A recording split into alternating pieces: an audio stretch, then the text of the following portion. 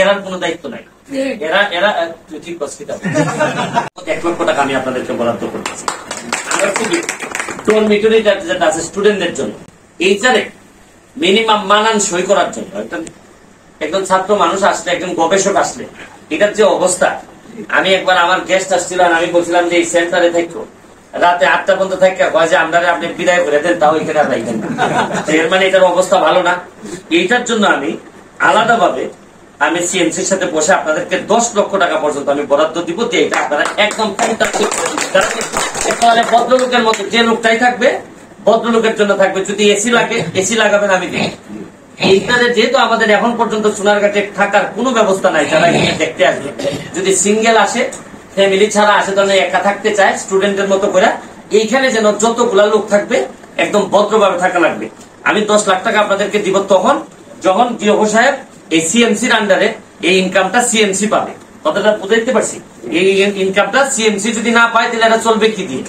আর যেহেতু আমাদের এখানে আপনারা চাচ্ছেন যে দাম বাড়াইছেন যাতে মানুষ কম ঢোকে, সরকার যেহেতু এই সিদ্ধান্ত নিছে, নীতিগত সিদ্ধান্ত নিছে, এর মানে কিছু ইনকাম কমবে এখানে। আর আমিও তো ওইদিকে আবার আটকাই ফেলতেছি পর্যটক পড়লে, যেখানে আপনাদের টাকা ইনকামের যাটা করা লাগবে এটাতে আপনারা এইখানে ভাড়া দিয়ে বহু মানুষ এখানে আপনার থাকতে আসবে, তাদেরকে আপনারা সিএমসি বসে সিদ্ধান্ত নেবেন কত টাকা ভাড়া নিলে সুন্দর, যদি আপনারা প্রেজেন্টেশন দিতে পারেন, বাথরুম গুলা যদি সুন্দর হয়, যদি এসি রুম থাকে, যা যা লাগে এই খরচটা আমি দিব। এটা আমি মনে করতেছি এটা আমার নিজের বাড়ির মতো মেহমানরে আনলে যেভাবে করবো এই ডরমিটরিটার জন্য আপাতত আমি 10 লাখ টাকা করতে আমি আপনাদেরকে যদি আরো লাগে আমি আরো দিতে পারবো, কোনো সময়। কিন্তু আমাকে দেখাইতে হবে যে you are doing better.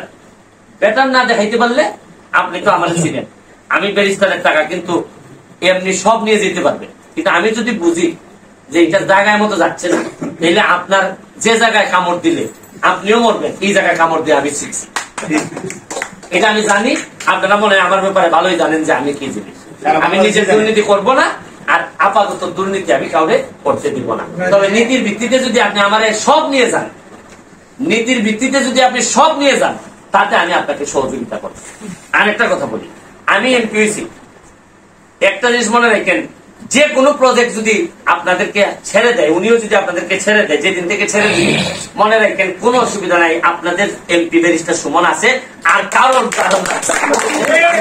MP হয়েছি কি আমি নিজে তো টাকা বানাইতে আসি নাই। সুতরাং আপনারা কেউ খারাপ থাকবেন না, এবং বনের উপর নির্ভরতা কমাইয়া কিভাবে কর্মসংস্থান বাড়ানোর যা যা আছে আপনাদের, এটা আমার ভালো হয়েছে। এই মেম্বার সাহেব যেটা বললেন, এই যে 4 ইউনিয়নের যারা আছেন 1905টা ফ্যামিলি, এদেরকে কিভাবে আরো অর্থনৈতিক ভাবে সমৃদ্ধ করা যায়, এটার জন্য আমার কাছে যে বরাদ্দ আসবে, ধরেন যে সেলাই মেশিন, মোবাইল শিক্ষা, ওনারা যারা মোবাইলের জন্য যেটা করলেন, এগুলা করার জন্য যা যা লাগে আমি আপনাদেরকে করে দিব।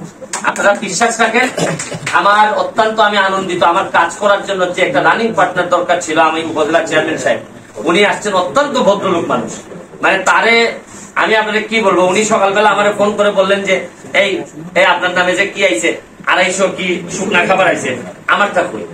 আমি বললাম যে আপনি কতটা চান? উনি বললেন যে 20টা। এরপরে শুনছি আবার বলছেন না আরো 5টা বেশি লাগবে, 25টা। উনি কিন্তু 50টা চাইলো, আমি দিয়ে দিব। এবং উনি যদি বলে যে পুরাটাই আমি নিব, আমি দিয়ে দিব। এইরকম মানুষ আমি। আমার কাছে কেউ যদি ভালোভাবে চায়, আমি দুনিয়া দিতে আমার কোনো অসুবিধা। আর কেউ যদি কয় যে না আমার সিগনেচার লাগবো, সিগনেচার ছাড়া দিতাম না, তাহলে ভাই আমি খুব খাদ্য আমি আপনারা ইউন গেট এভরিথিং। আর আমি বিশ্বাস করি আর একটা সুন্দর জায়গা রয়েছে, এটা কোনটা, যেটা ওই যে আমরা পাম অয়েলটা বাগানটা, বাগানের পাশে বাগানে যেটা পাম অয়েলের যেটা, এটা ভিতরে না গিয়ে বসার জন্য যেটা সিএমডি রোড আছে বা রোডস এন্ড হাইওয়ে রোড আছে, এটার পাশে হালকা একটু ওই জায়গাটাতে 2-1টা বসার জায়গা হালকা করে, যাতে এটা আবার করতে হবে কি, যদি এখানে বসার জায়গা করতে হবে গাইড ওয়ালের জন্য। কতজন লোক যে বলছে যে একটু গাইড ওয়াল করে দেন, গাইড ওয়াল করে দেন। আমি ছাত্র থাকা অবস্থায় গাইড ওয়াল করছিলাম নিজে, বাঁশ দিয়া টিকাইতে পারি নাই। আবার এর আরো কিছু স্বভাব নষ্ট আছে এই এলাকায় যারা থাকে, এরা মনে করে যে সব দায়িত্ব সরকারের, এরার কোনো দায়িত্ব নাই। এরা এরা তুই ঠিক বস কিতা মোবাইল দিব না, ঠিক আছে? হ্যাঁ, মোবাইল দিব না। এটা আমরা কাজ শুরু করছি। আর হচ্ছে গিয়ে আমার একজন একটা ভিডিও পাঠাইলো যে দেখলাম এই পাহাড় থেকে এরা এই পল্লীর থেকে আপনার শত শত গরু নাকি অনেকগুলা নষ্ট করতেছে, এটাও নিয়ন্ত্রণ করতে হবে। এটা তোমরা সিএমসি বসে দেখবা। আর এখানে কোন ইলিগাল স্ট্রাকচার থাকলে কিভাবে এটা ভাঙতে হবে বা এটা রিমুভ করতে হবে, এটা যদি আপনারা সিএমসির কোন সহযোগিতা চান, এখানে ইউনো মহোদয় আছেন, তাদের সাথে আলাপ করে, অচিত সাহেব আছে, আলাপ করে নেবেন। আমি আপনাদেরকে পুরা হৃদয় খুলে দিতে প্রস্তুত। আপনারা এখন নেয়ার জন্য প্রস্তুত হন। এবারে যে কমিটি হয়েছেন, আমি মনে করি যে আপনারা মানে এত ভাগ্য ভালো যে এমন একজন কমিটি, আপনারা সভাপতি হইতে পারেন, সেক্রেটারি হইতে পারেন, কিন্তু আমার এমন একটা লোকরা আপনারা এমপি রে পাইছেন, মনে হবে যে আপনাদের কমিটির মেম্বার। এই হিসাবে আমি কাজ করব। এবং এই ছাত্রী সারা বাংলাদেশের সামনে একটা নমুনা হিসাবে দাঁড় করানো আমার দায়িত্ব। আমি 4.5 বছর আসিয়া, এই 4.5 বছর যদি বাচ্চা থাকি, তাহলে আপনারা হারে হারে দেখে যাবেন যে এই সাতচল্লিশে পর্যটনের মাধ্যমে আমি কোথায় নিয়ে যাই। এবং রেমা কালেঙ্গা নেক্সট টার্গেট আমার। এইটার পরে আমি রেমা কালেঙ্গারে ধরবো। গাছ গাছালি মানে আমি বিদেশে গিয়া অনেক জায়গায় দেখছি, আমার কাছে মনে হয়েছে যে এরা পৃথিবীর এটারে বেশ বানায় রাখছে এমন সুন্দর।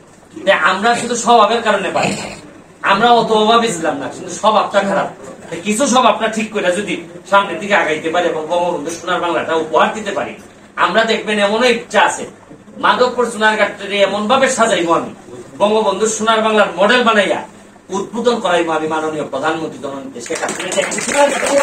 মাধবপুরের মাটি চাইলে আমি উদ্বোধন করাইতে চাই। উনি আপনারা আশ্চর্য হবেন যে আমি প্রতিদিন যে প্রধানমন্ত্রীর সাথে আমি বছরের পর বছর ট্রাই করছি, দেখা করার সুযোগ পাই নাই। এবং কি কপাল আমার, প্রতিদিন উনার সাথে আমার দেখা হয়, কথা হয়। উনার যে সিট আর আমার যে সিট, বিধাতার কি নিয়ম যে উনি চাইলেও আমার কাছে চোখ সরাইতে পারে না, আর আমিও পারি না চোখ সরাইতাম, কারণ একেবারে সোজাসুজি বইছি।